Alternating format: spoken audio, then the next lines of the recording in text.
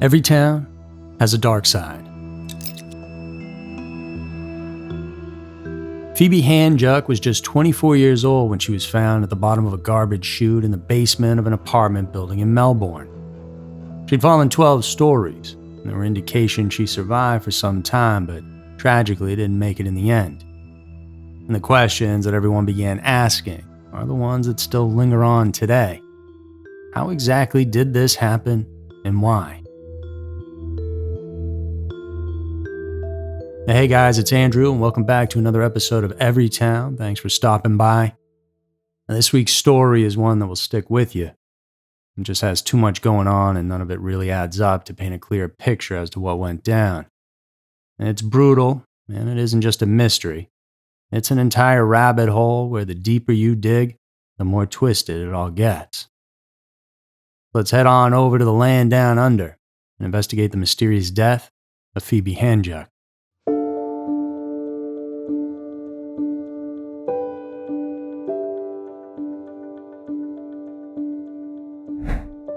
Phoebe was born on May 9th of 1986 to parents Len and Natalie. And growing up, her mom affectionately referred to her as her tiger cub. And right from the beginning, she had a little bit of a wild streak. She was fearless and full of energy. She was better known as mainly vibrant and cheeky. When she walked into a room, it was all eyes on her. She had something, yeah. Phoebe was super social in school, had a tight-knit group of friends. She was into rock climbing, karate, and even kickboxing. So from the outside, well, everything looked on the up and up. But as you know, a lot of times when people are struggling inside, well, those around them are none the wiser. And that was Phoebe to a T. She started battling depression in her early teen years. Her parents got a divorce around then, which hit her hard. Hard enough, in fact, that she stopped talking to her dad for a while. Eventually, they found their way back to one another, but it definitely took some time. At 13, her and her friends had begun sneaking out to clubs and bars. They had fake IDs and barely any money, maybe $20 between them, but somehow they'd drink all night. They grew up fast and learned how to get guys to buy them alcohol, sometimes even drugs. Her mom took notice of what was happening. When it came to her relationships, she saw her daughter being drawn to older men, and those who could provide something she was looking for. Approval, maybe, security. Her grandma Jeanette agreed. She saw it too, as Phoebe and her had always been close. Now, her own dad was 14 years older than her mom. Her mother also had dated a teacher at the age of 16, and guess what? Well, Phoebe did too, so a bit of a pattern here. And that teacher Phoebe was with was twice her age, 32 years old, and it wasn't just a little fling here. Now, this guy lived with her family at one point. That relationship eventually ended, but the pattern didn't. He moved on to another older guy, and then another. These relationships started out intense, full on, like the real deal, but they usually always ended in disaster. The men typically had issues with her drinking habits and the way she spoke to other guys. But Phoebe was flirty, free, and unfiltered. You couldn't control her. And some of her partners didn't handle that well. By the time she turned 23, she met the man who would become her boyfriend at the time of her death, Anthony Hampel. Most people called him Ant, and he was in his early 40s, a successful events promoter with some big-name clients under his belt, including Michael Jackson, AC/DC, and Nicole Kidman. On top of this, he came from a very powerful family. He's from a prominent legal family. His father is a retired Supreme Court judge and stepmother a county court judge. Phoebe had met Ann at a hair salon where she worked the front desk. He was a regular there, handsome, wealthy, and charming. And just 5 months into dating, Phoebe then moved into his luxury high-rise apartment on the 12th floor in Melbourne. The Valencia building was luxury, but it wasn't exactly her dream space. She would have liked it to have been a little more free-flowing, but Ant liked his apartment to always look untouched, clinical even. He liked it modern, clean, and everything had its own place. In fact, his instructions for his cleaner were to make it look like no one lives there. And so then, there were barely any signs Phoebe lived there at all. No art on the walls, no mess or creativity. In other words, none of her. Just a few photos, and that was about it. But she couldn't really complain, right? In a relationship with an older man, there's typically a power dynamic going on, where he holds the upper hand, and that's how it was here. And he treated her like arm candy, didn't like her boozing or going out on the town, and she was young and free, and didn't want to be told what to do. The relationship in this sense had always been a bit rocky, but in the weeks leading up to her death, things escalated. She tried to leave Aunt not once, but 4 different times. Her family and friends all noticed that something was wrong as Phoebe was behaving more erratic and unpredictable. Years earlier, Phoebe's mom had promised her an overseas trip for her 21st birthday, and she hadn't taken her up on it at the time, but suddenly it was on her mind again. On October 5th, she emailed Natalie and asked her if the offer still stood. She said she might need to take it up quickly and with little notice.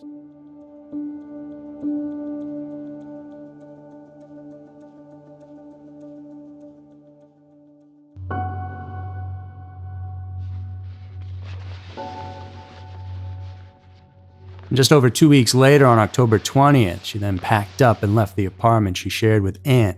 And this time, she said it was for good. Went straight to her grandmother's place. That was her safe haven. And she told her she was done with Aunt, done with drinking, and done with the life she'd been living. She said she wanted to resign from her job and get sober and start fresh. Her grandmother told her she thought that was a great idea, but also that she needed to do it properly. Go back and the relationship in person, hand in her resignation, and do it all right. While she stayed at her grandmother's for the next couple days, Phoebe seemed serious about turning things around. She lined up a possible new job and even went to an AA meeting, so it looked like she was taking real steps forward. But then, just 4 days later, on October 24th, she went back to the apartment. Aunt had convinced her to give things one more shot. It was another familiar pattern for her. Over and over, she'd leave, make plans to change, and then somehow she'd end up back in that apartment again. On November 17th, Phoebe and Aunt went to dinner at the home of one of Phoebe's close friends, Linda. It didn't go well. Aunt got upset that Phoebe was on her phone texting somebody. They argued right there at the table. In the end, he stormed out and left her behind. And Phoebe stayed that night with Linda, and the next morning they drove on over to the apartment to pack Phoebe's stuff. And this time it was going to be different. This time the relationship was really over. And Phoebe ended up staying with Linda again the following night, November 19th. When she woke up the next day, she seemed okay, calm even. But then Aunt called. He asked if they could talk, and Phoebe agreed. And just like that, she moved back in with him again. It was the definition of a toxic relationship. And over the next week and a half, this sort of breakup and reunion every couple days happened a few more times. And here's where things start to get strange. On Monday, November 29th, around midday, Phoebe called her psychiatrist asking if she could come in for a session. This is worth mentioning as it shows her mental state not being in a great place. She really wanted to talk to someone, but there were no appointments available, so she ended up catching up with a friend from school instead. When Aunt returned home from work that evening at 6:03 p.m., Phoebe wasn't there. It wasn't until 12:29 a.m. that she finally came home. The next morning at 9 a.m., when Aunt left for work, Phoebe was still asleep. The previous night, she was seen hitting up several bars, so she was likely hungover, not feeling great when she did wake up. And a text she sent at 10:33 a.m. reflected that. It was a mass text sent to a few friends and family that read, "Hi family, I am in bed and about to sleep. And when I wake, I will transform into the most incredible human being you have ever seen. Not. I will go to the hospital. It's safer there. And I hear the special tonight is tomato soup. Delicious, nutritious. I love you all very much, but not enough to send an individual text. Sorry about that, but time is sleep and I must be on my way. Merrily, merrily, life is but a dream. XO. That text came across weird. Immediately, Phoebe's family felt like something was wrong, even like maybe she hadn't written it. At 10:35 a.m., Phoebe's grandmother called her, but no answer. Then she called Aunt to ask if she was okay. And he told her that as far as he knew, yeah, she was good, saying he hadn't even seen the message. He explained that when he left for work, she was still sleeping, but that he would swing by the apartment later to check on her. And that helped ease their worries, at least for a little while. Later that day, Aunt called her grandmother, saying he'd gone to the apartment and that Phoebe was still asleep, sleeping off a bender, were his words. He said he'd ask her to call them when she woke up, but there's one problem with that: the key fob records. In Aunt's building, you couldn't go anywhere without using your fob. Not the elevator, not the front door, not even the garage. Everything was logged, and the records show that Aunt left for work at 9 a.m. and didn't return until 7:33 p.m. That means he never came back in the middle of the day. So how did he check on her? Now, likely he was just putting the grandma at ease as a kind gesture and didn't really want to head back home. He had seen Phoebe sleep things off before. But then again, maybe there's something more to it.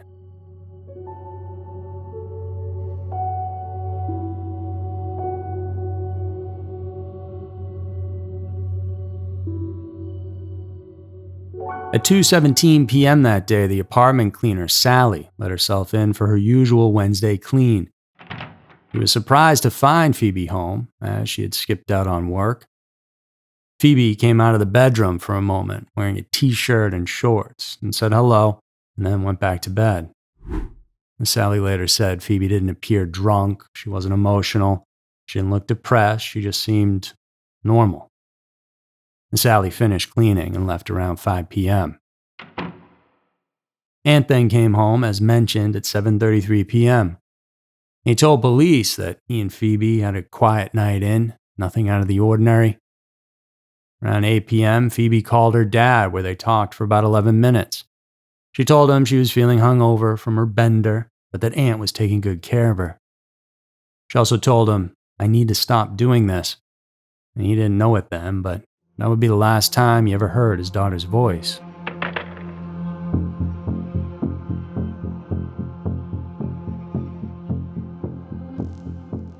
On December 1st, nothing out of the ordinary happens, but within 24 hours, Phoebe would be dead. There is no key fob usage from her, no CCTV cameras caught her, suggesting she stayed home that day. She also didn't talk to any of her family members, which was a little unusual, but nothing too crazy. On December 2nd, Aunt said he left Phoebe in bed around 8:30 a.m. At 9:45 a.m., Phoebe then sent an email. The first and last anyone sees of her is when a fire alarm at 11:43 a.m. has the entire building evacuated. But it's a false alarm, and she returns to the building 7 minutes later. CCTV shows her calmly walking out of the building with her dog, and at 11:50 she returned. And that would be the last time Phoebe was seen alive. At 6:05 p.m., when Anne arrived home, Phoebe wasn't there. But her purse, phone, and most importantly, keys were sitting on the kitchen counter. In the hallway of the apartment, he found a broken glass as well as some droplets of blood. He said he went into their bedroom, and there by her computer he found what he referred to as a shrine of sorts. It was a photo of him and Phoebe and a bunch of random notes. He said they were the kind of things she wrote when she was drunk. Messy, emotional, not really coherent. But an interesting fact is that Aunt is the only one who saw this thing. He removed it by the time police came, or so he says. Ann ordered some Thai takeout and waited for Phoebe to arrive back. Just after 8 p.m., when the delivery guy got there, he told Aunt that the building was swarming with police cars and that an ambulance was also present. Something big was happening. So, what happened? Well, Beth, a concierge staff member, had arrived for her 4 p.m. shift. Part of her job that evening was to check the trash compactor room. It had just undergone maintenance and needed inspection. But later that shift, around 7 p.m., when she tried to open the door, she couldn't. Something was in the way. She pushed harder, using her shoulder this time. And finally, the door gave way, and that's when the sensor light flicked on. At first, she thought she was looking at a mannequin wedged between the door and the wall, but then she saw the blood. It was everywhere. Trails across the floor, smeared on the door, splashed across the walls. And then it was Phoebe, lying there.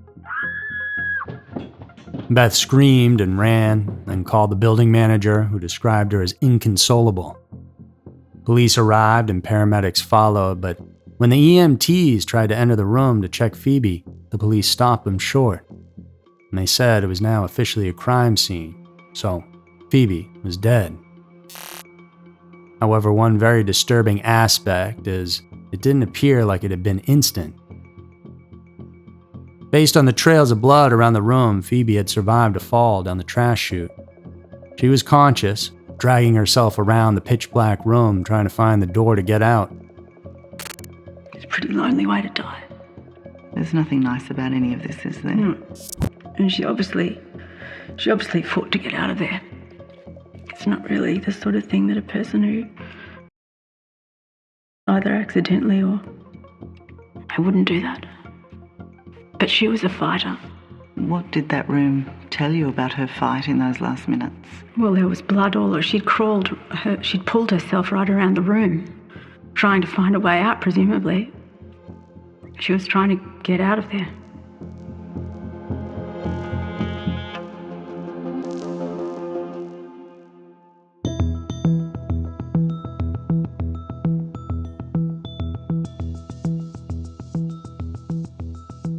After the discovery of Phoebe's body, Eric, the building manager, told police there was CCTV in place. Footage that might have captured crucial clues, but there was a catch. The system had been acting up. It was recording over itself too quickly, and Eric warned the officers to start downloading the footage immediately or risk losing it. They didn't listen. They brushed him off, and sure enough, what little footage may have existed was eventually recorded over.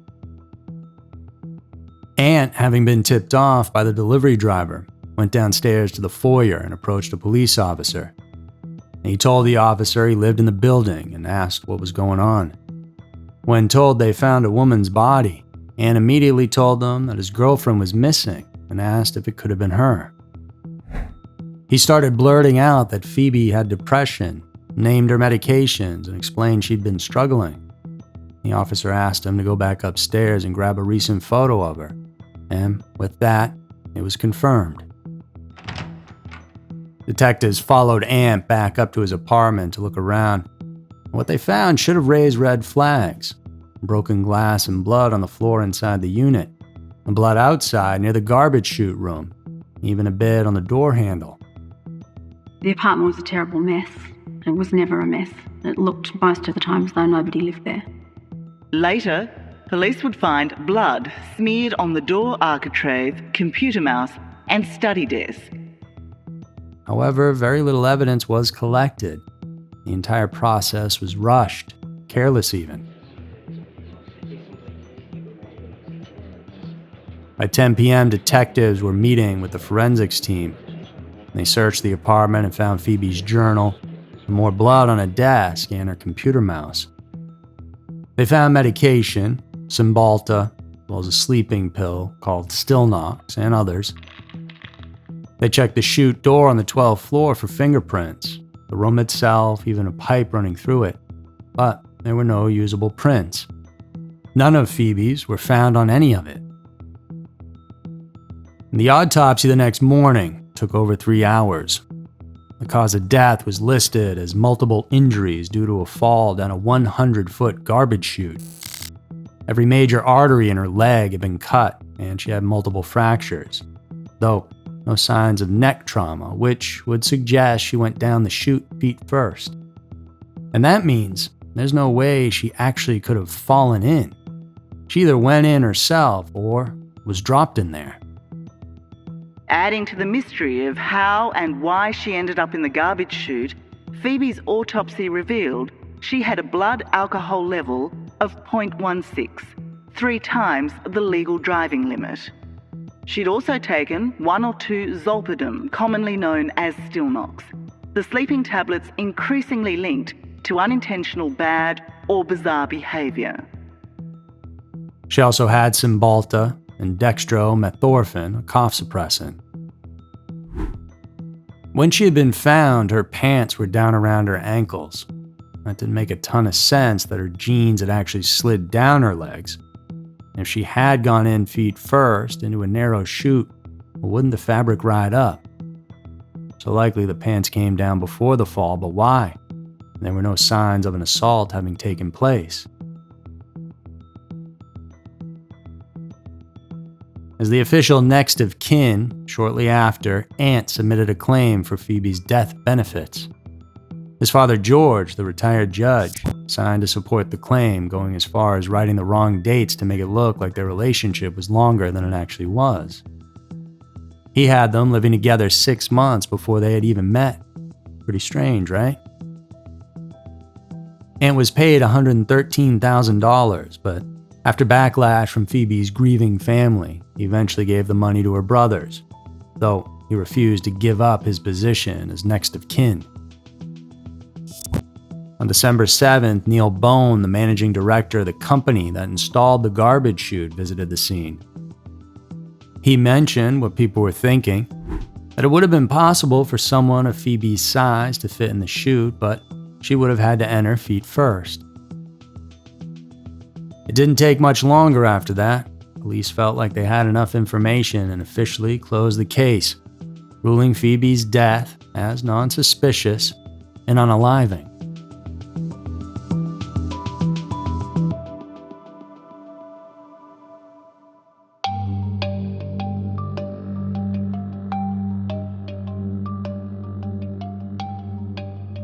Her family couldn't believe it. Didn't make sense to any of them, especially with so many happy events coming up. Her grandpa's 70th was soon. It was also her dad's birthday dinner that night after her death, and they had plans to get dinner together, something she was excited about. There was just too much good going on in Phoebe's life, and too much to look forward to. And Phoebe's grandfather, Lorne, a retired homicide detective, compiled a list of everything police should have done but didn't. The CCTV they missed. The digital forensics was a mess too, apparently. I was aghast at the things that had been not done properly. I mean, if you walked in there as a policeman, you would certainly be thinking, this is one out of the box. And you wouldn't be thinking, we're going to write this off as a...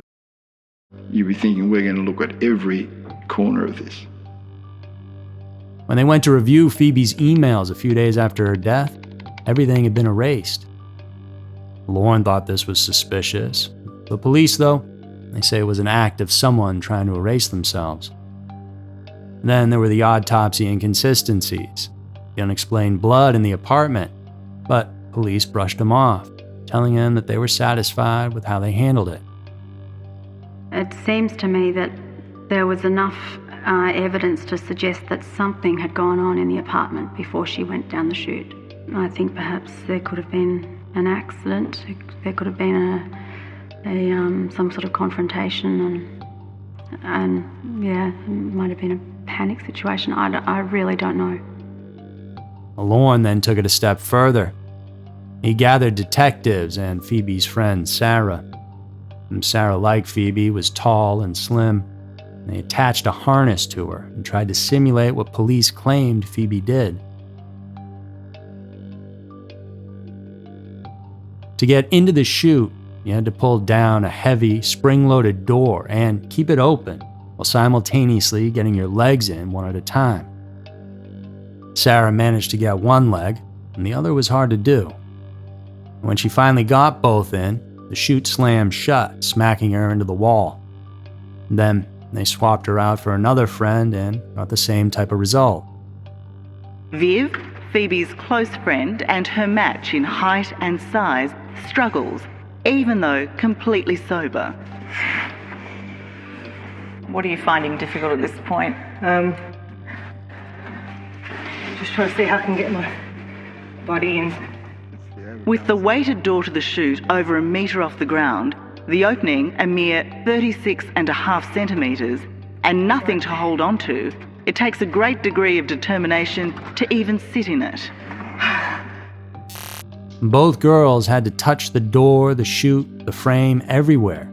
But remember, Phoebe's fingerprints weren't found anywhere, not one. And these were two sober, fully alert women, and they barely managed it. And Phoebe was drunk, sedated, possibly sleepwalking. After all this, police shrugged and said basically, yeah, it's hard, but not impossible. I just don't believe that anyone could possibly do it under the influence.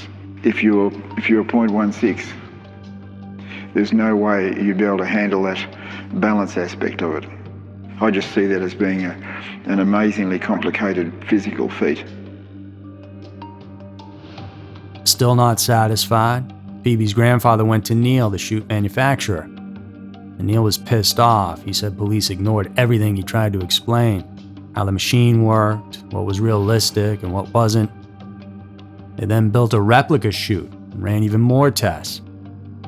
They found Phoebe would have needed to have her hands above her head as she fell, meaning the spring door should have caused injuries to her hands, but there were none. So the whole thing is weird, and then another potential clue surfaced. A witness came forward, and she said on the day of the death, at around 4 p.m., a man got into the elevator of that apartment building and pressed the 12th floor button without using a fob. That means someone on the 12th floor would have had to buzz him up so he had access. Later, a photo from that moment was circulated, and police interviewed every unit on the 12th floor. And guess what? None of them had buzzed him in. That means Phoebe most likely did. However, that's where the investigation stopped. No follow-up, no ID, and we don't know who this guy was.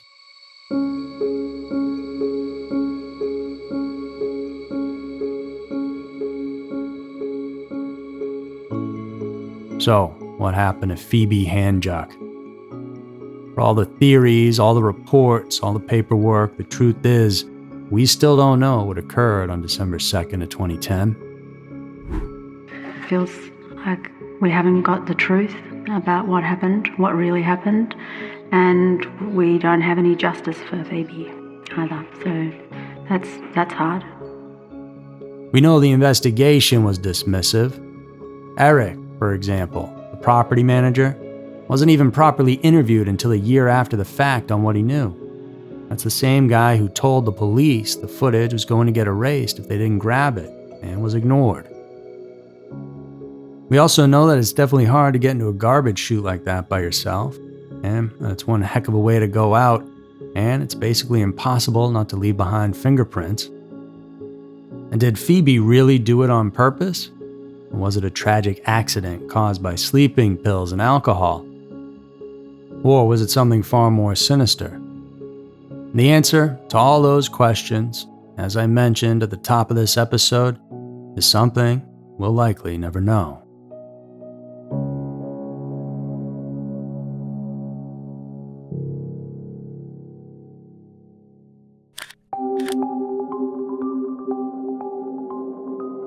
So that's going to do it for this week's episode of Every Town. I hope you all enjoyed it. Appreciate you all very much for tuning in. It means a lot to us. And please be safe out there in this crazy world, and remember to come back next week for another episode filled with scary, strange, and mysterious stories. Because you never know. Maybe your town will be next.